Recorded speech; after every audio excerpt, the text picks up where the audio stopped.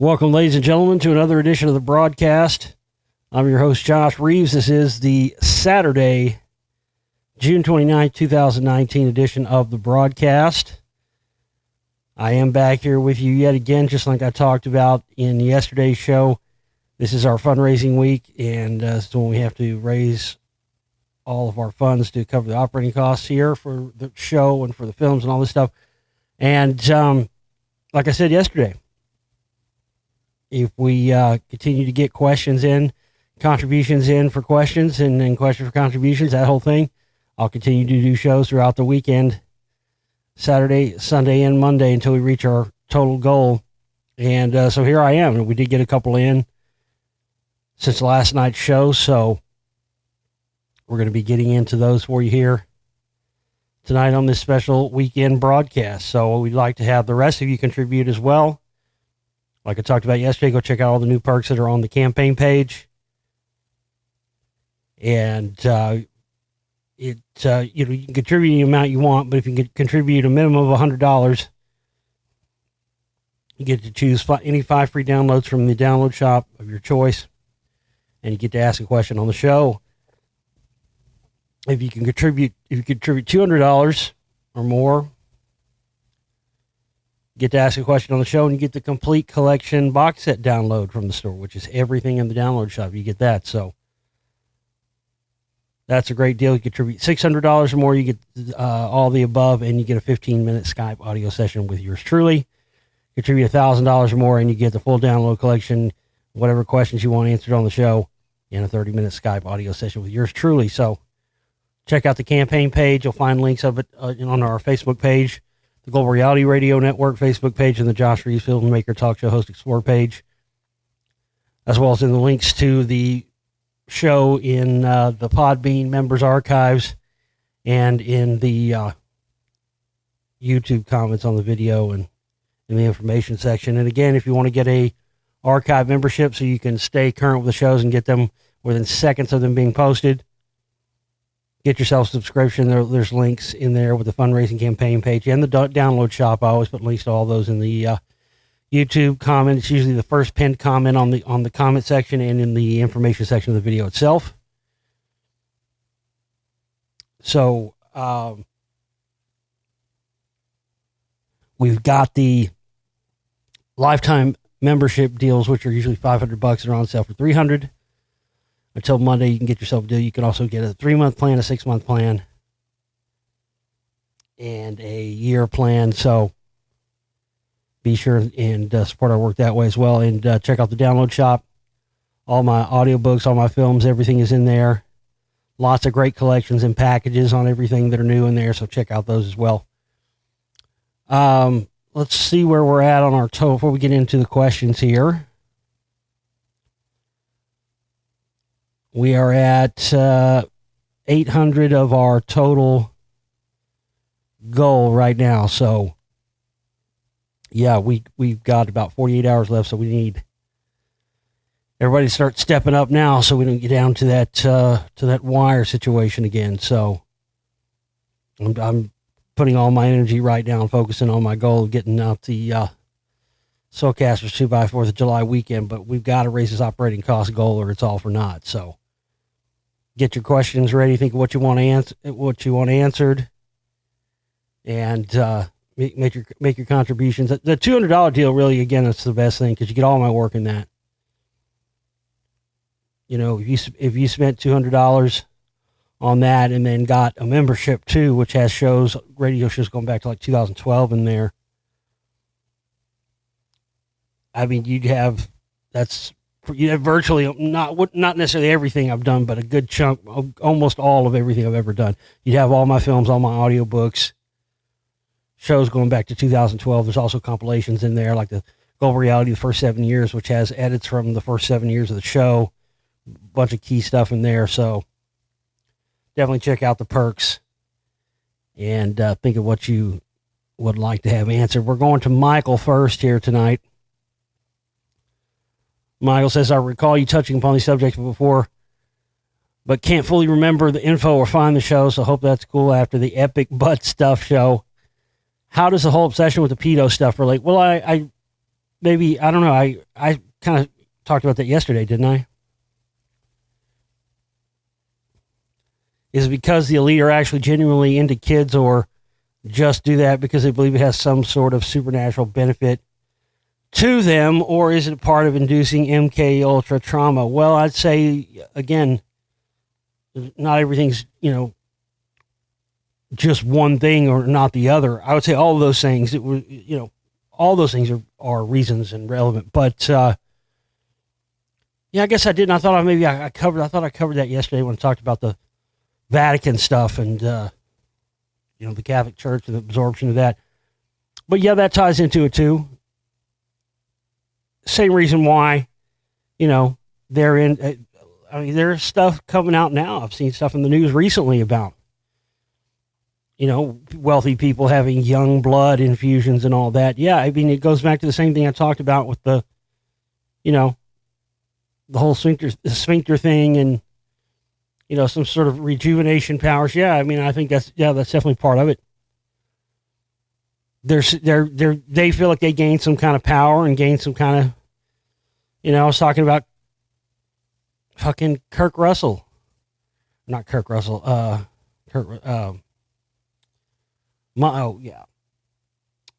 what's his name? Douglas.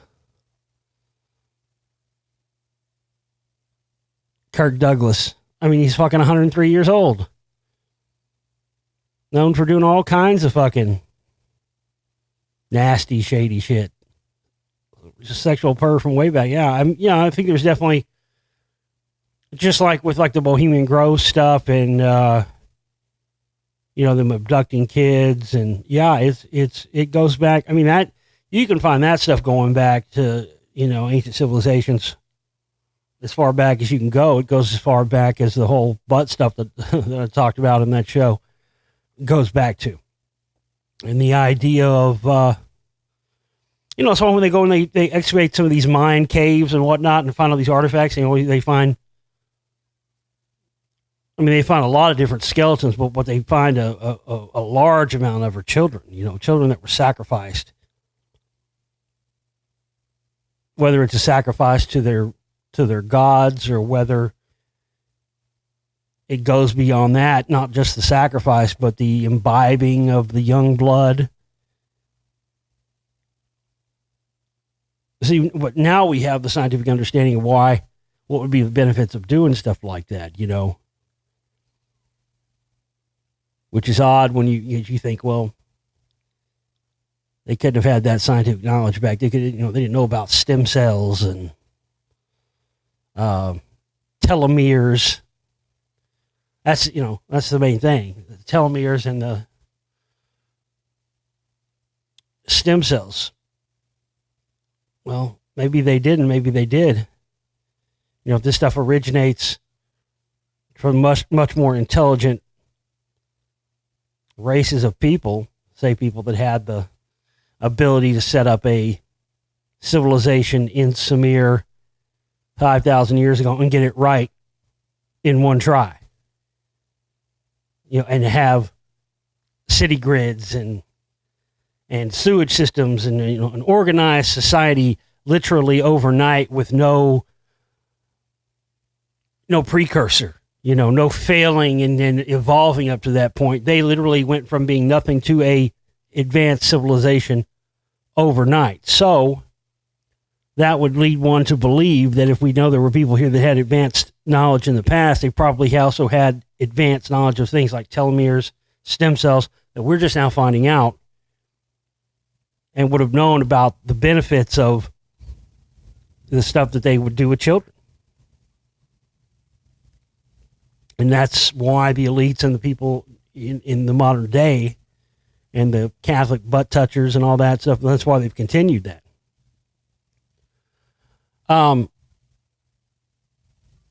So yeah, as far as your question, supernatural benefit, that would be it. Or part of inducing MK Ultra trauma. Well, that's another part of it. That's another element of it. I would say it's a different element than the one we were just talking about. But yeah, with the children stuff, and that ties in a lot with the research I've done into and what's coming in the films that I'm almost finished with, Spellcasters 2 and 3. Because a lot of them, They start with their parents. Sometimes it's grandparents even before them.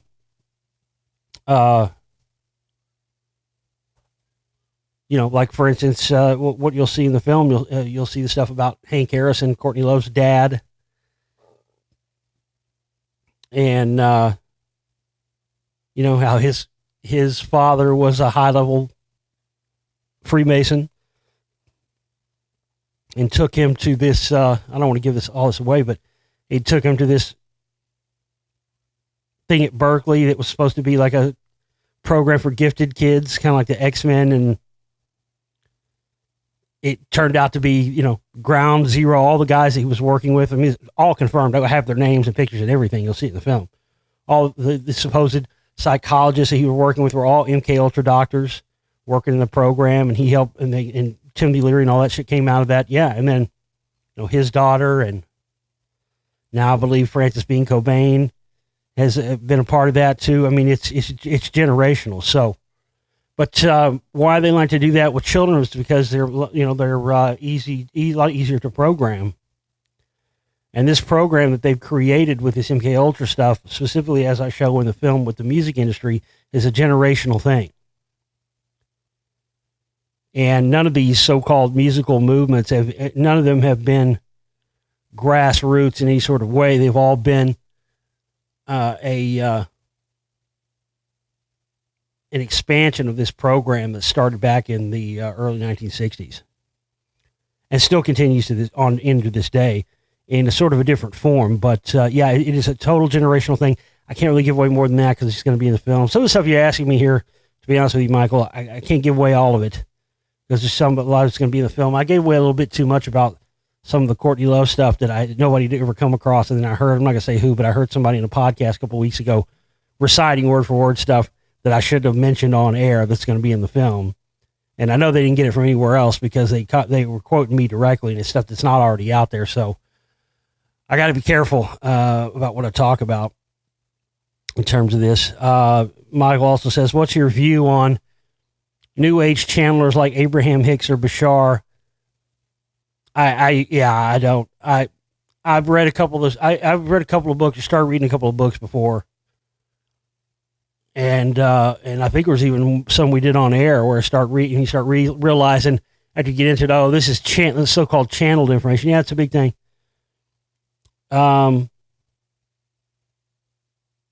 It's still coming from that person. That's my thing. Yeah, I believe there are people that can channel stuff, but I don't know. It's still coming from that person. I mean, I could get up here and tell you that I channeled all this info that I'm putting in spellcasters too, but I mean, it's still, at the end of the day, it's still coming from me in my brain. Whatever they are channeling, whenever conspiracy subjects are mentioned, they both have a firm attitude of stop focusing on it, else you will attract more of it in regards to conspiracy. The whole, isn't that the law of attraction? Because then that's been hijacked a lot. The law of attraction has sort of been hijacked a lot and absorbed and taken and repackaged and renamed and used in New Age circles, big time. Remember what was that whole thing? Like Oprah was putting The Secret and all that. Well, all that is just the idea of the law of attraction. Karma, that's another law of attraction. That's all. That's really what all it is. It's repackaged and renamed the law of attraction. As far as what these channeler guys are saying, whenever conspiracy subjects are mentioned, both of them have a firm attitude to stop posting. But that's kind of a corruption as well. I feel like, as I talked about in another previous show, I can't remember which one. They all kind of run together. One of the last couple of shows I did, I talked about the guy asking me, remember, about why I don't talk about the Anunnaki stuff a lot or whatever.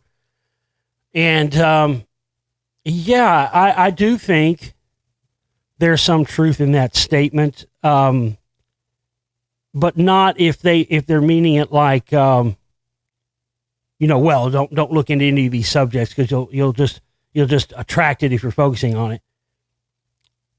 and, using that as a way to shut people down. Yeah, I don't agree with that. I do agree with it in terms of, if, like I talked about, if you're focusing on one subject, But I mean, if somebody's focusing on nothing but 9/11 all the time, they don't, like I talked about, why I left the 9/11 Truth Movement stuff back in 2007. And, that, because by their definition, that would mean that if you're focusing on nothing but 9/11, and that's the only subject you care about, so you watch videos on it 24/7, you're in a 9/11 group, and you just obsessed with it.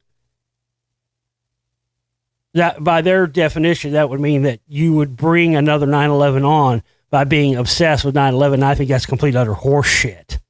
Horse shit. But on the other end of it, on a positive end, see, that's the whole thing, is whenever these guys are telling you this and it's pulled towards the negative, that's when you got to be suspicious. Because I can say that in terms of my experience, I've talked about this many times, in terms of my experience and what I've experienced during the time in which from the time I've started this show till now, and all the shows and movies and research that I've done, my focus on it is what has attracted me to other things I would have never found otherwise. You see what I'm saying? I mean, we live in this dualistic reality. The whole nature of our reality is dualism. And, there's lots of things like that can be true. Something can be a truism and not always be negative. And if those guys are saying otherwise, that means they've never experienced what it's like to be on the track of something and be on the right track and have the universe respond by attracting more of you to more of that. I mean, again, 100%, that's my story. I wouldn't, if I had never started making films and never started this radio show, I would never know the things I know now. I would never in a million years. It would have taken me decades, if ever, to achieve the amount of knowledge and information and handle on this information that I have, that has come naturally from dedicating myself to it every day, day in and day out, for almost 12 years now. Almost researched for years before that. But I mean, when I started this show, it was like it started a train that has never stopped. And because of that, I've learned more, found out more about things I may never have found out about. And, I try to do my best to translate that in through the films and the audiobooks and the shows. So, again, I could see this whole thing of trying to telling people as a whole not to look into conspiratorial subjects because they're going to focus on. I mean, that's just silly. What, you research the New World Order, so that's going to make the New World Order come in? I mean, that's bunk. And again, the fact that they don't mention any positive into it means they haven't experienced that, because they're not focusing on trying to enlighten people or to enlighten themselves and thereby proxy enlighten other people from what you learn. Now, that's total hucksterism. That's people trying to sell books. If you're a channeler and you really have this ability to channel stuff, you should be using that from whatever possible way you can to help humanity. Not because you need to sell a book that you just happen to have. You're putting it out yourself and nobody wants to help you. Okay, but you're putting this shit out on fucking, if it's in Barnes and Noble, New Age, some New Age channeler book, and it's in Barnes & Noble. I don't know. I just don't think that's where the source of truth lies. So, yeah, I think, again, stop to say that, again, this bastardized version of the law of attraction is what all this stuff is. And it's not always bad. Yes, you can, with the law of attraction and stuff like that, yeah, if you're putting out bullshit, if you're putting out negativity and hatefulness, and you reap what you sow. You expect to get what you give. But saying that, I love how they cherry pick the situations. You know what I mean? That's what it sounds like here. Have passion. That's what people tell you. Be passionate. Whatever you're into, be passionate about it, and throw your whole self into it. And other New Age reaffirmations, and the universe provides and all this. But then it becomes this conspiracy subjects. Well, no, don't stop focusing on that, because that stuff. If you focus on that, you're gonna attract it.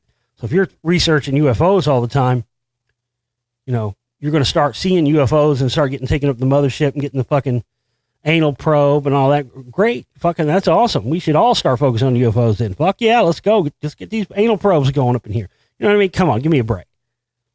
Why is it that they're cherry picking that, stop focusing on things specifically for conspiratorial subjects? With, again, no mention of something like myself, where focusing on it and staying focused on it has attracted me to things and to information and topics I would have never found on my own.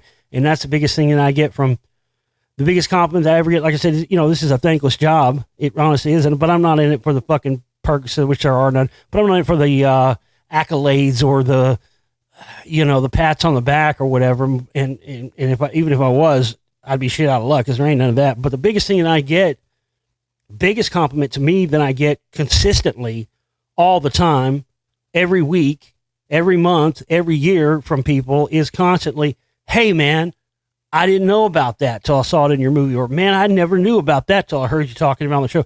That's what focusing on it gets you. Because then you get to see perspectives, and you get to see things and gain understandings and gain your personal knowledge base, because you have chosen to focus on it and not be distracted by other bullshit, and choose to make that who you are and what you do and what you eat, sleep, and breathe 24 hours a day. And that's the choice I've made. A lot of these other people, man, they just dabble in this shit.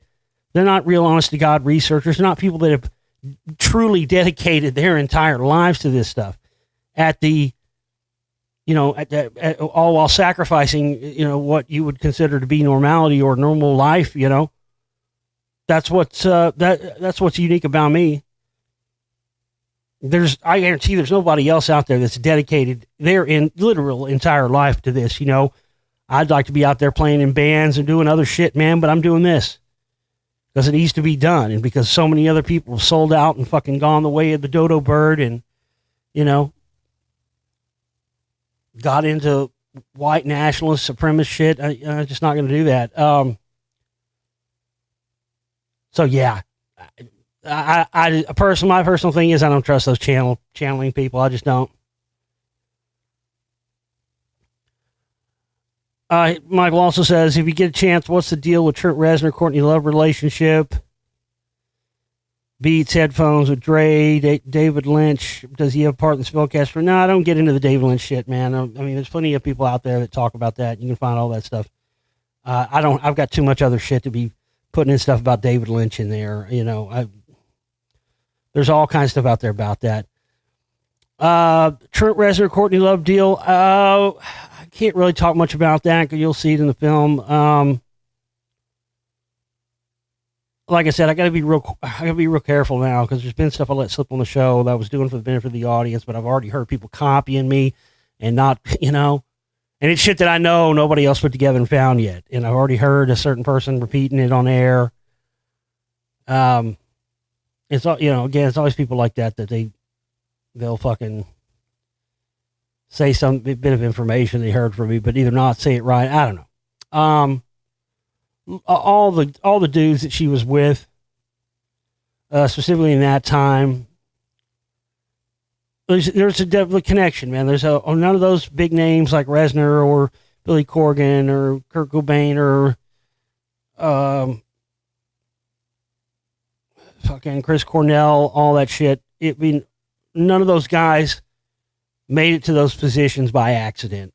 This was all a big by design plan, and Trent was just another one of the many in that line. You're going to see that all laid out in the film. I can't really go into much more of that here. Beats headphones with Dre, I talked about that before. I don't really know what more I can tell you on that. I don't have any more I've really told you everything I think I know on that. I told you about the stuff with Tupac and Suge Knight and fucking Death Row Records, and how when Tupac got shot, they got Suge. Remember, they got Suge put away for violating his parole for the beatdown of Orlando Anderson, the patsy that they still try to sell us on, who they say killed Tupac. He was a total patsy. He got eliminated shortly, about a year after he got whacked. Yeah, I talked about the whole thing that went on. They got Suge locked up. Yeah, it was actually, because somebody asked me, well, how did Drake? Because they stole. There was something close to. They were close to $700 million or something. A big bunch of money went missing. It was like Suge's ex-wife or ex-girlfriend or something that was involved in it. She was a rapper too. Dr. Dre was in with her, and she was helping to she was running Death Row while Suge was in prison. That's why I talked about with all the master tapes. And it was her, and she was the main person. But yeah, that's how they basically denuded all that money, and they got all that fucking cash out of, and basically liquidated. But the majority of it went to Dr. Dre. He's the one that orchestrated a lot of that, all that stuff. Him and all those guys at Interscope Records, man. Jimmy Iovine, who he did the Beats headphones thing with.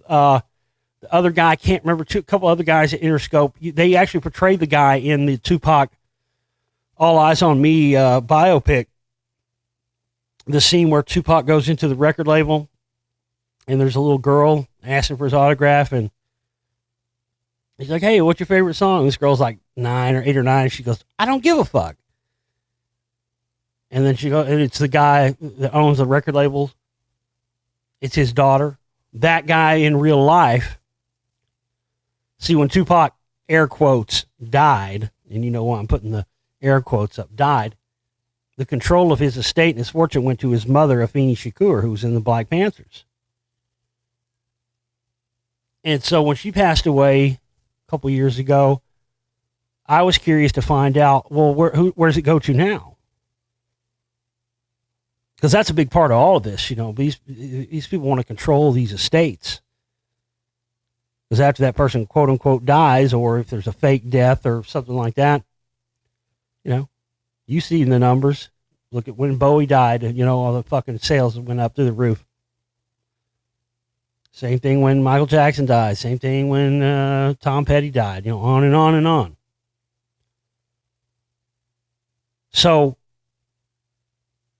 what I started doing the research after Afeni Shakur died, I was shocked to find out that guy I mentioned from Interscope Records, the one that, you know, they portrayed in the film with his daughter being into Tupac, he's the guy that's now in charge of the Tupac estate. A guy Tupac hated eventually. Got the whole reason why he went to Death Row Records is because he wanted to get away from Interscope. Then Dre gets fired by Suge. He's, you know, you can have your tapes, you can have your freedom or whatever, you can have your, but you can't have both. And the other guy was David, the attorney, David Renner was his name, I think. You know, who was working for Death Row Records, but at the same time working with those Interscope guys.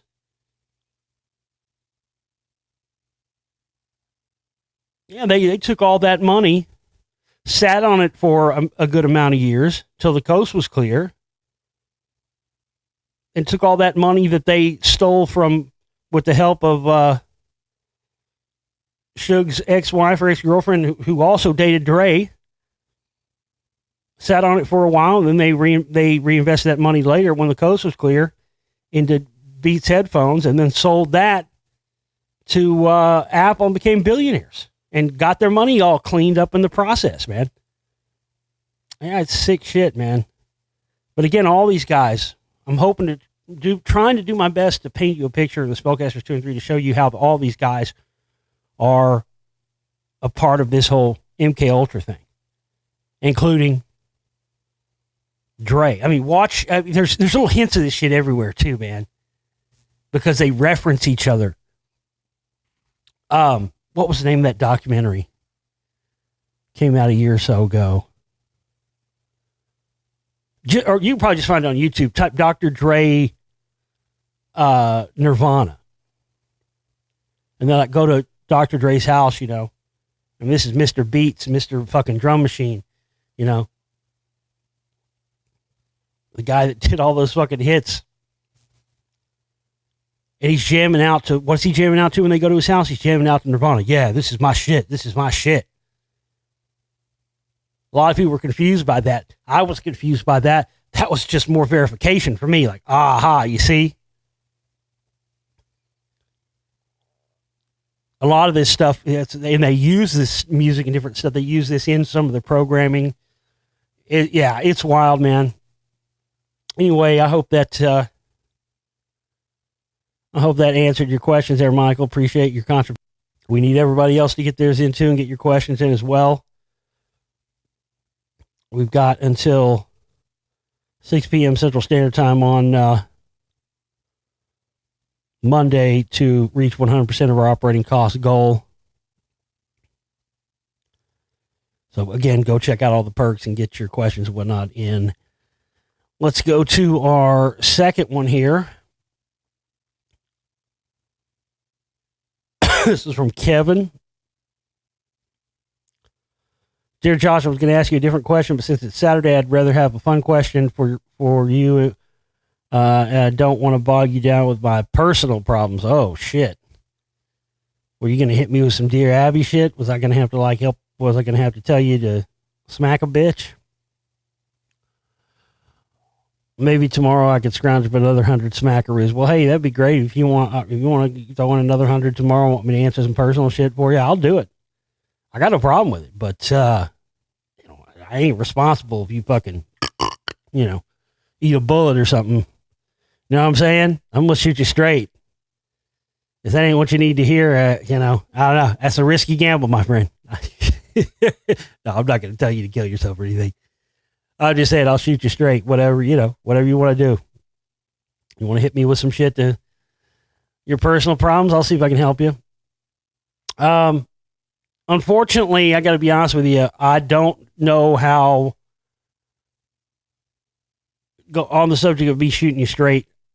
As far as your question here, I can't honestly sit here and tell you. I'm going to tell you what you want to hear on this subject, man. I'm not the guy to, because I don't really much believe it myself, and I think a lot of it's bullshit. I think there's some explanation to it, but I don't think it's anything anybody's putting out there. He says it's time to talk about the Mandela Effect, or Mandela Effect. I don't want to dismiss it, or it's fake, or it's a psyop argument. Well, see, right there, you're already telling me that you want a very specific answer that fits in with what your belief about this thing already is. And I don't do that, man. I can't do that. You already have, just from what you're saying here, you already have in your mind your own belief on what this is. So because of that, that's rigid, and there isn't anything I can say that's going to change, that's going to give you any more information than you already have on this subject, because you want me to say very specific things that reinforce what you believe about this. And I don't have that kind of data, dude. I'm sorry, I just don't. He says, I've personally done my own research on this, and when it's weird shit changing even right in front of me, I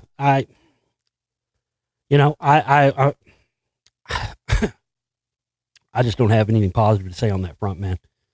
Listen, don't let me, because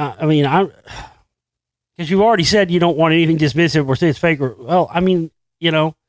I just don't feel like I have anything that's going to add to what you already have your mind made up about this. You make that very clear here. Because you say, I've personally done my own research on this. I don't want any dismissive, fake, or it's a psyop argument. I witnessed weird shit changing even right in front of me. What am I supposed to say to that, dude?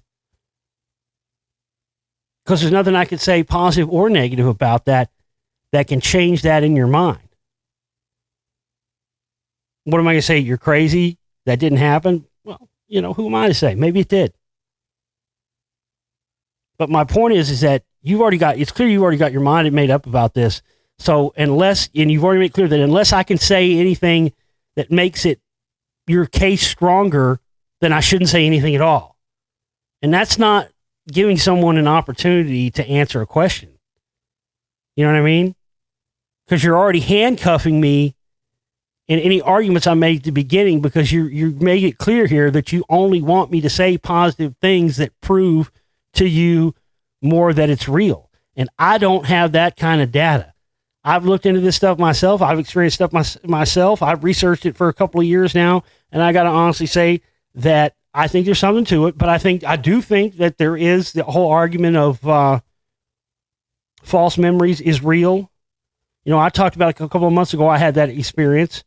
And other people told me that they had that same experience. I heard that song, that Belinda Carlisle song, Circles in the Sand, round and round. I heard that. I remember hearing that as a kid, the skating rink, and hearing it. And I was somewhere and it was on, and I heard her saying circle in the sand. I'm like, what? No fucking way. She's always said circles in the sand, never just. The lyric to that song is not her. You can say the song is called Circle in the Sand. Maybe it is, but she was saying circles. I know I heard that song a million times and I'm not crazy. But then there are other people that said, no, it was always that. But then other people that say, you're right, it was never circle in the sand. It's always been circles in the sand. So is that false memories, or is that some manipulation of space-time and some irregularity that's happened? I don't know, and nobody else does 100% for sure. That's the whole thing. I tend to lean towards a lot of it is that. The Berenstain Bears one was pretty curious out of all of them. I don't think a whole world can simultaneously hallucinate that it was Berenstain Bears. The Fruit Loop one, too, I know was bullshit. I remember it always being F-R-O-O-T. I remember seeing that when I was a kid. People argue and say, no, it used to say fruit, the right spelling on Fruit Loops. I will say this. It is weird that in a lot of old movies I watch, movies from like the 70s, 80s, it's amazing how many times in different movies you see a box of Fruit Loops sitting on a table in a movie. It's interesting. So he goes on to say, I've personally done my own research on this and witnessed weird shit changing even right in front of me. Hell, I saw my aunt get a download and repeat the mainstream Mandela script when she agreed with me 30 seconds ago. Again, see, that's weird. She went turkey mode and decided to change her answer when I questioned her about a Mandela Effect. I'm talking Star Wars lines changing. Wait. Listen, a lot of that shit is stuff that George Lucas did change, especially if you're talking about from the first three movies. He did several different versions, remastered, remixed, re-this, re-that. And yeah, he did change a lot of the dialogue in there. And the reason I know is because I have the original 3 Star Wars films, not the ones that came out later, which were the remastered ones, the original first early 80s release laser disc of the original Star Wars trilogy. And yeah, I mean, there's lots of stuff in there. The whole thing with the biggest one and the most well-known one is the one about Greedo shooting first. That was one for years. People were like, when in all the subsequent versions that came out, Han shot first. And then, of course, he changed that. Never really gave a reason why he did it later in the movies. And then stuff like adding the scream with Vader, no! And all that was changed. Yeah, there's a ton of dialogue in those Star Wars movies that he changed, added, took out. There's definitely something to that. I know about 20% or so is misremembering, but things I personally remember I can't reconcile with. I want to hear some real theory. I want to hear some real theories like Dark City or the TV show Fringe. Is it quantum pollution from other dimensions, collective consciousness going retard now that we are more connected, entities fudging up this world, AI messing up human memory with bad grammar. I don't know, man. I nearly lost my mind for this shit with this shit when it first started happening. Yeah, man. See that? I don't know, man. That last kind of paragraph kind of says it all. I want to hear some real theories. You start this thing out saying, I don't want to dismiss it, or it's fake, or it's a psyop argument. You're already handcuffing me there on what I can say. I personally done my own research. I witnessed stuff change in front of me. My aunt's getting downloads. Again, it sounds to me, man, like going to what we just talked about a minute ago. Remember what we were just talking about in the last set of questions from Michael? Focusing on stuff and attracting it, the law of attraction. That's very real. Mind is powerful, man. Yeah, you can manifest things in the physical with the power of the mind. I mean, that's a real thing. But I can't sit here and tell you that 100% it's the power of you're manifesting this stuff. You're seeing all this stuff from the Mandela Effect thing because you're focusing on it so much. You already said you nearly lost your mind a year ago when you first started noticing this, man. You know what I mean? You get obsessed with something like that, start focusing on it, you can start to believe and you can start to see things in your physical reality happen that will make you reinforce that ideology. I can't sit here and judge and say you're crazy and you're manifesting this stuff because you've been focusing on the Mandela Effect. That might be a possibility, but it might not be the only possibility. But I don't have a 100% definitive answer for you either way. All I have on this subject is my opinion and what I've looked at. There's something going on. Do I think this is something from CERN or something like that? No, I think that's bullshit too. False memories are real, very real. Again, that could be part of it too, but it doesn't mean that also 100% that I believe that's what it is. But there's been a lot of stuff that I think has been, majority of this stuff I think is false memory. And again, that's where that whole manifesting stuff and making it something like that seem real to you. And, listen, everybody's a little bit crazy in their own special way, I don't think there's any person you can say, everybody's crazy a little bit, it's degrees.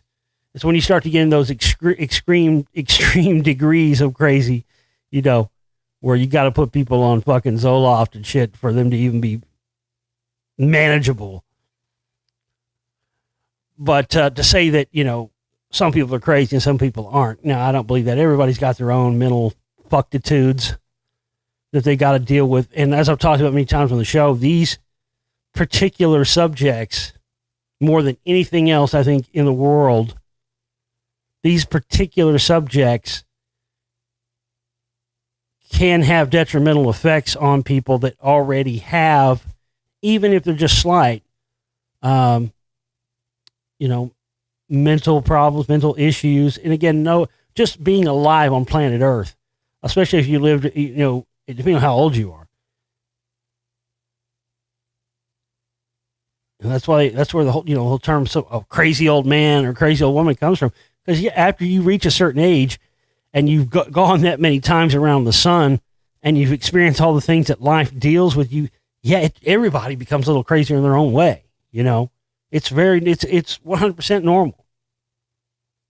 It's not people with, mental issues, whether they're slight or exaggerated, are not minority in the world population. It's the majority of people. But everybody's is different. And these type of subjects, man, I've seen it again and again. It's like an irritant. It's like people who, some people can drink and drink and drink and they never get mad or angry. There's other people who give them one drink and they turn into the fucking devil. Because it's like throwing gasoline on a fire. That shit, they're already kind of not all there, man, already. But you throw a little bit of this shit on it too, and it just it inflames it. It's a fucking, it's the atom bomb going on. And I always tell people that, you know, you got to be careful how far down the rabbit hole you go, because some people, I'm acclimated to because I've been doing it for so long. So it doesn't drive me crazy anymore, but you got to be careful, man. There's a lot of people, I always say that this information really has to come with a warning label, because I've gone through it, man. There's been times when I've had to, I mean, when I first found out about the CMP stuff, I went berserk.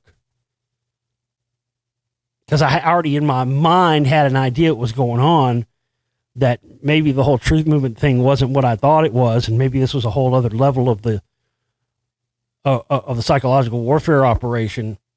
But when I started finding out, you know, oh my God, here's this secretive right-wing group, and here are all these people who were regular guests on the Alex Jones show just happen to be members of it.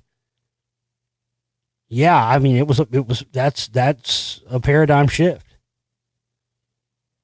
And that could very well be what's going on with you, man, with the whole Mandela stuff, you know. Doesn't necessarily mean you're having a psychological breakdown or that you're losing grip and touch with the reality, but having a paradigm shift on a particular subject or information can oftentimes feel like a psychological breakdown. I would say the feeling, the effects of a psychological breakdown and a paradigm shift, I would say the difference in the feeling of those two is negligible. 100%. So you gotta know where you're at. You gotta know where you sit personally and mentally to know when it's one or the other. You understand what I mean? Not me or anybody else can tell you that, man. You gotta know,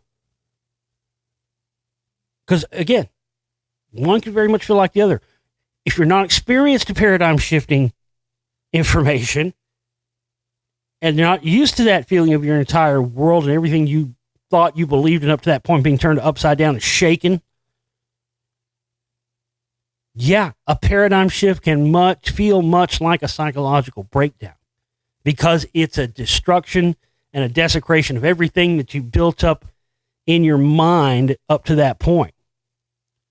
So that could be very well what's going on with you here with this Mandela Effect thing. It's another possibility. Again, you know, I can't tell you 100% one way or the other.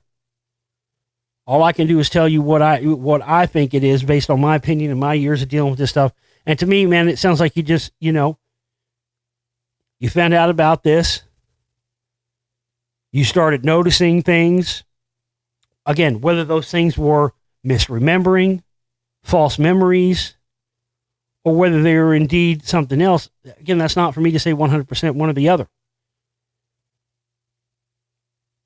But to me, I don't think, you said, you know, you lost your mind for a year when this first started happening. Yeah, well, I've seen it happen with a lot of different stuff, man. I've seen it happen with chemtrails, you know, where you talk to somebody about chemtrails. They've never fucking noticed them in their life. They've never thought anything odd.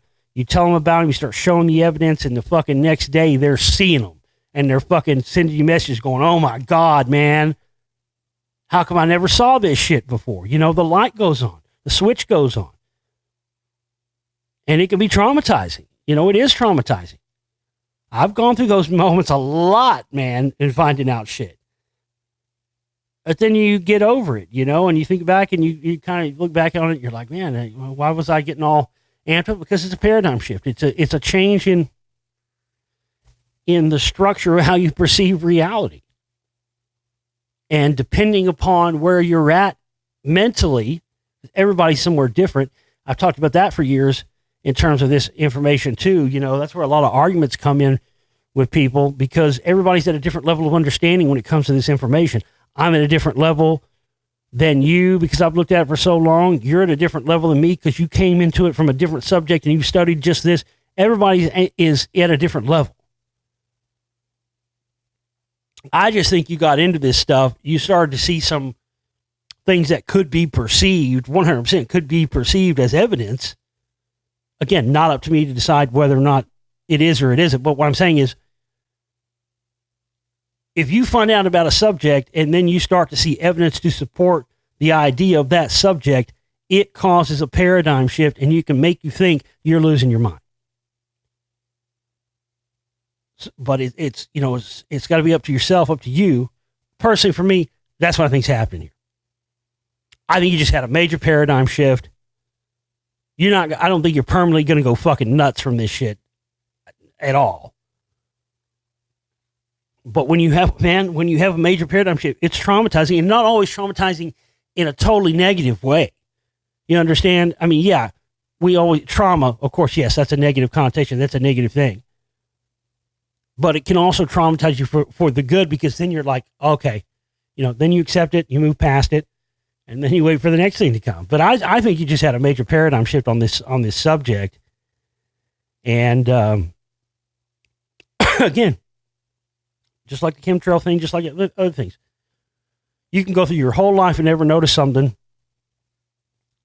Like Masonic lodges. You can go through your whole life never noticing Masonic lodge, and once you find out about the square and compass stuff, then you start to see them everywhere.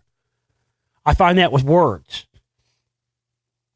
You ever hear a word maybe you think you've never heard before? Like, I've never heard that word. And then you'll hear that word 100 times for the next few days afterwards. Right? Everybody's had that happen. That's the kind of thing. It's kind of like, and I think all these subjects are like that, because it's kind of like the old saying, you can't go back home again. Once you're aware and awake to this stuff, you can't just switch the light bulb off again and go back to sleep. That's impossible.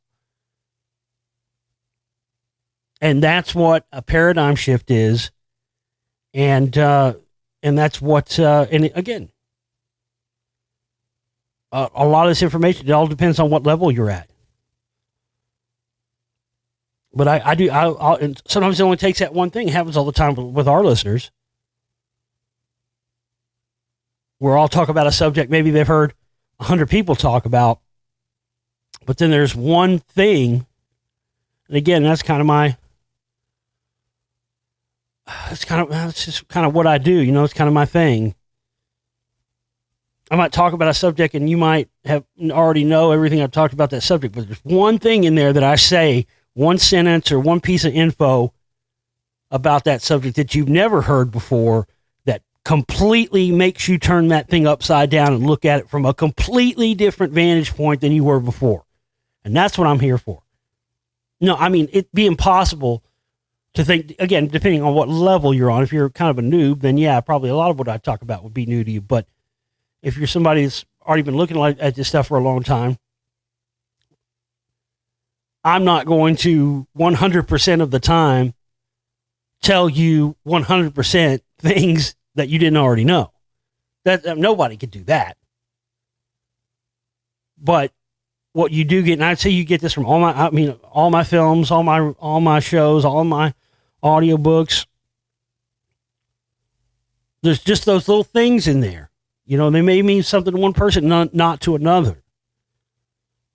But it's that one little thing, that one little sentence, that one little piece of info where you go, oh, shit. Well, I didn't know that. I'd heard this, and this about that.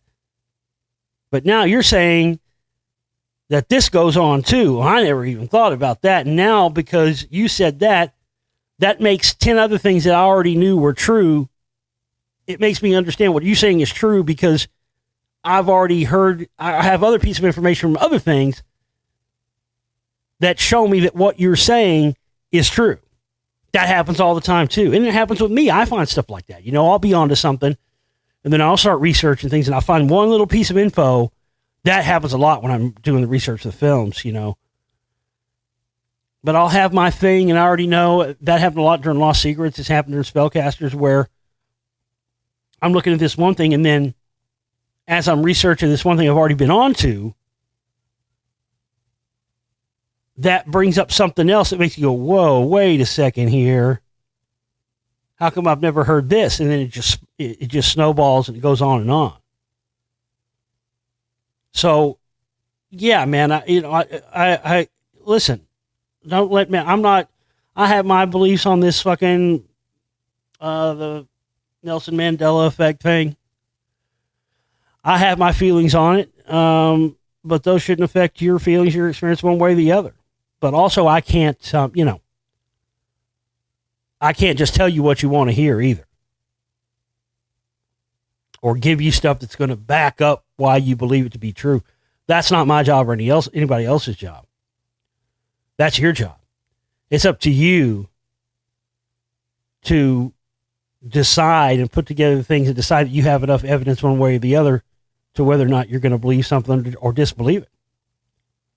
It doesn't make you and I in opposition of each other just because I feel a different way about it based on my research and my experiences than you do. And it doesn't make your experiences any less valid or real than mine.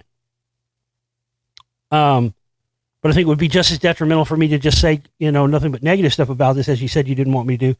I think it would be just as detrimental for me to try and cite things that I don't believe in just to sort of placate you and make you feel good about, believing what you already have determined in your mind to be real. You know what I mean? Expecting me just to sort of want to back that up to make you feel better about it. That's not healthy for you either. If you have any doubts about something maybe not being true, but then you're conflicted because you have a lot of other information that proves that it's true, but you're conflicted on it, then be conflicted on it. There's nothing wrong with that. You'll figure it out eventually. Eventually, either you'll see more evidence or you'll see more stuff evidence against it. But I know in society, we're always, you got to choose, and you got to choose now. You can't be in the middle. You got to be, you got to be on red team or blue team. You got to be on Democrats or Republicans. You got to be on this side of this, and you got to choose now. No, fuck that. No, you don't. No, you don't. You don't know one way or the other whether the Mandela Effect is real or not real. You're conflicted because you've seen stuff where you're going, okay, it could be fucking, false memories. But hey, I've seen this other shit too. Dude, it's perfectly okay.